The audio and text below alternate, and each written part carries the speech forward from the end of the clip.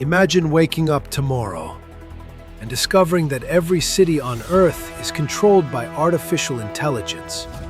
Every traffic light changes at the perfect second. No traffic jams, no human mistakes. Thousands of self-driving cars move like a single living organism, perfectly synchronized. Delivery drones fill the sky, bringing food, medicine, and supplies within minutes. Humanoid robots patrol the streets, guide pedestrians, and instantly respond to emergencies. Tower-sized AI holograms monitor the city, updating every system in real time.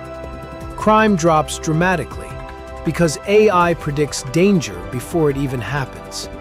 Electric power, clean water, and transportation run with almost perfect efficiency. At first, it feels like a perfect future, faster, safer, and smarter than ever before.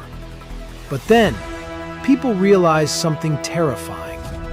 Every decision is now made by AI. Your destination, your job, even your daily routine is chosen by an algorithm. Would you trust an AI to control your entire city? Or would you fight to take it back? Let me know in the comments.